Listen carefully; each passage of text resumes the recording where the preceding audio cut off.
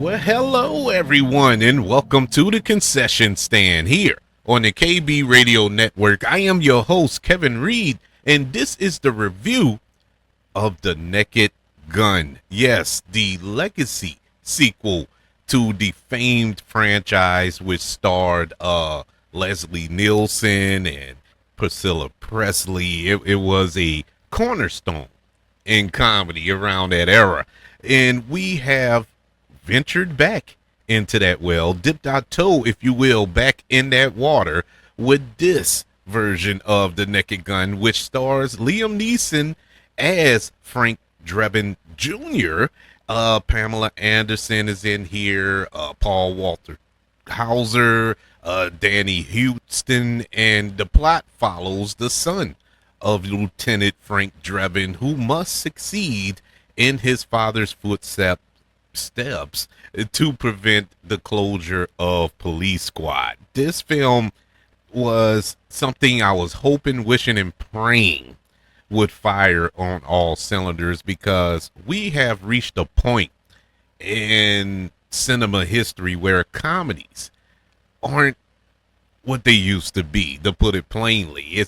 We don't get these off base, just completely silly, off the wall, in some cases offensive comedies that we used to get in theaters. Yeah, we'll probably get them on streaming or whatever the case may be, but nothing in theaters where you can go to the theater, grab your popcorn and your drink and sit down with a community of people and just laugh. We don't get those films like we used to, and I was hoping that we would get it with this revival of The Naked Gun, which is, one of the best in this subgenre of comedy, going back to Airplane and Top Secret and Hot Shots, movies like that, just completely irrelevant movies, stupid for stupid's sake and still enjoyable.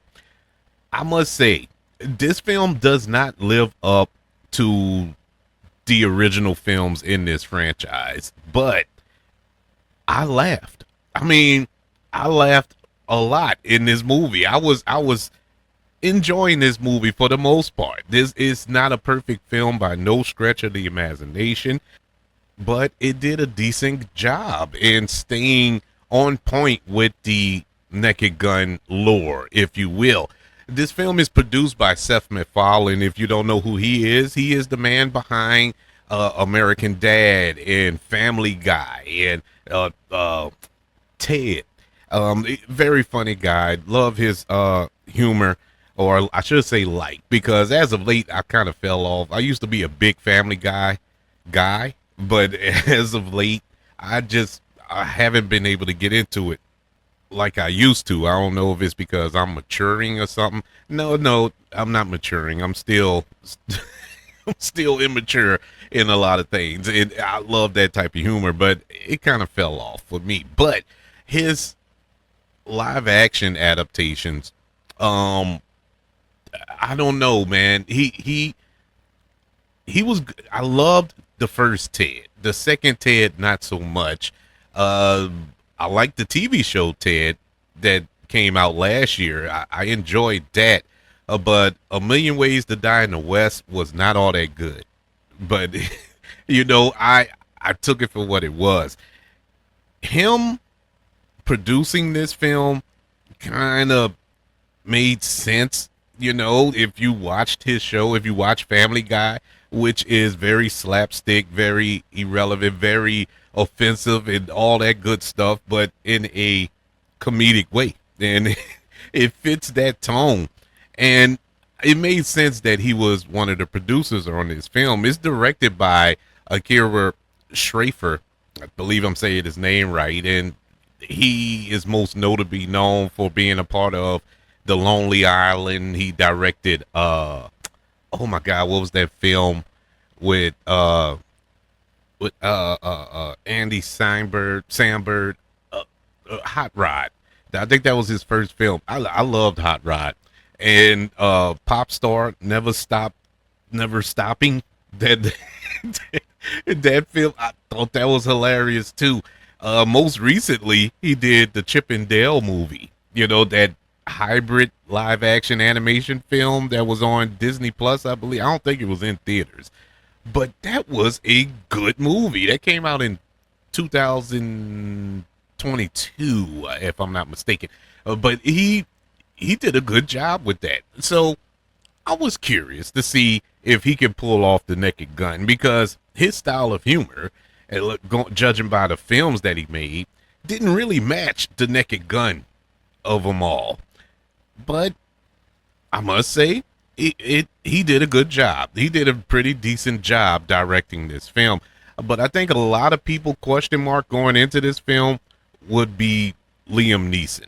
Can he carry the torch that Leslie Nielsen just set ablaze? You know, that poured gasoline on the torch that he was carrying.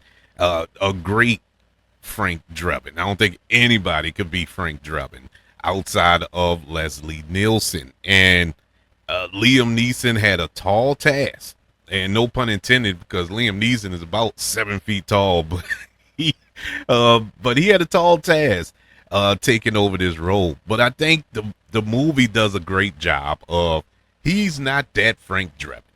He's the son of Frank Drebin. And okay, and knowing that going in, you can appreciate it more, because he's not trying to copy Liam Neeson's performance at, well, not Liam Neeson, Leslie Nielsen. Now I get it mixed up; they got the same initials, but Leslie Nielsen's performance as Frank Drebin. And if we're just taking that aside, and this is Liam Neeson's performance, his interpretation of this role, I'm fully on board. Really shocked me on how funny Liam Neeson is. I was really shocked on how funny he is. You know, the deadpan humor. It's not like he's cracking jokes for joke's sake. He did them great. I think he did a good job. Was he as good as Leslie Nielsen? And I don't like comparing performances or characters to legacy characters, but it's the Naked Gun. You really have no choice but to compare here. So if I could compare, no, he is nowhere near Leslie Nielsen. Nowhere near. But I wasn't looking for him to be anything near that man's performance. But he was funny. He was funny in this role. Pamela Anderson, great. I think she was the best thing in the movie, honestly. I really enjoyed Pamela Anderson in this movie. It's shockingly, might I add. I wasn't expecting nothing. I mean, let's not get it twisted here. Let's not get it twisted. Everybody knows that Pamela Anderson is, let me see, how can I put this kindly, limited as an actress. But I think this movie really played to her strengths. She really did a good job in the role that she was playing in this film, similar to what Priscilla Presley did in the original films, you know. But I think Priscilla Presley took it to another level with her. Priscilla Presley was super funny in those original films. And once again, hate to compare, but you can't help but compare. And Pamela Anderson didn't take it to that level, but she was good for what they asked her to do. You know, they really stayed in their lane in reference to Pamela Anderson. As far as the jokes, this was the crazy thing about this movie. As much as I enjoyed it, it really tapered off towards the end. It stopped being as funny. The opening, I would say, 45 minutes of this movie. The first 45 minutes of this movie was hilarious. I was out loud, bursting out laughing to the point where I missed jokes because I was still laughing at the first joke that was going on. The sight gags happening in the background and all this here. All that was great. Perfect in the first 30 to 45 minutes of this movie. And then it kind of tapered off. It went in another direction. And it wasn't quite as funny. It stopped being as funny. And so there was a scene in this film where it was based around this one particular joke, and it just did not land. But they kept trying to make it land. It was like it kept going on and on and on. And look, even if you laughed the first time, it didn't make sense to keep going on and on and on with it. It was just dumb. It was dumb. And I know this is a dumb movie, but come on. some things got to you got to know when to say, okay, that's enough right there. Let me give you an example. And I don't know if you could spoil this movie per se, but in case you don't want to know nothing about the movie, this is the spoiler part. And it doesn't affect the end or the outcome or whatever. But two examples. They had a gag that ran throughout the whole movie. Well, two gags that ran throughout the whole movie. One worked perfectly. The other one did not. The one that worked perfectly, in my opinion, was the coffee gag. I think the coffee gag was hilarious because they kept going. But what made it hilarious, they did it in different ways. Every scene was different how they did it the first scene or the previous scene involving the coffee cups. And I'm like, okay, that's funny. But there was the other scene that involves a phone or a cell phone, and they kept doing the same thing over and over and over and over, and it just didn't work.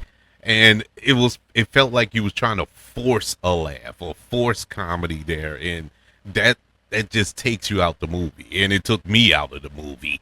But for the most part, I enjoyed The Naked Gun. I really did. I wasn't expecting much. I really wasn't. And that's saying something because I'm a huge fan of this franchise. And, I never felt it was blasphemy to do a revival of this franchise, but I was skeptical. But my skepticism, it was quenched. I don't feel like this was a bad attempt at this revival. I thought this was a really fun time in the theater, funny movie. Does it live up to the legacy? Not really, but it doesn't disrespect the legacy. I think it does do a good job of honoring the original films in the franchise without stepping on top of them. The Naked Gun, which is currently in theaters, starring Liam Neeson, gets a letter grade of a B-. Yeah, it was fun. I mean, the first half of this movie is downright hilarious. It's the funniest stuff I've seen all year, actually in a while. There was one joke, I'm not even going to tell it. I was debating on telling it on this review, but I want you to experience it for yourself. Hands down, the funniest joke that I've heard in a film in years, and I'm not even exaggerating. I died laughing. And if you want to know that point, if you go see the movie or if you've seen the movie, it's the scene that involves Frank Drebin at the bar with the bartender, who's played by Cody Rhodes, the WWE wrestler. When they first meet each other, the funniest line I've heard in a movie in forever. I died I cried laughing at the scene. Not the scene, but the line. Hilarious. But unfortunately, it didn't keep that energy going throughout the end. But still an acceptable entry in this franchise. I would like to know, do you plan to check out The Naked Gun, or have you checked out The Naked Gun? And I want to know your thoughts on it. Email the show, kbradiopodcast@gmail.com. You can also search for the show on all social media platforms. Just search for the KB Radio Network. Don't forget about YouTube. Subscribe to the KB Radio Network channel and like this video if you don't mind. Don't forget about the 5 stars, the reviews, and sharing this show if you're listening on Apple Podcasts, Spotify, iHeartRadio, wherever you are currently listening to the concession stand here on the KB Radio Network. Everybody, thank you for joining me for this review of The Naked Gun. Want you all to know that I love you, continue to love everyone, and until we speak again, you all be blessed.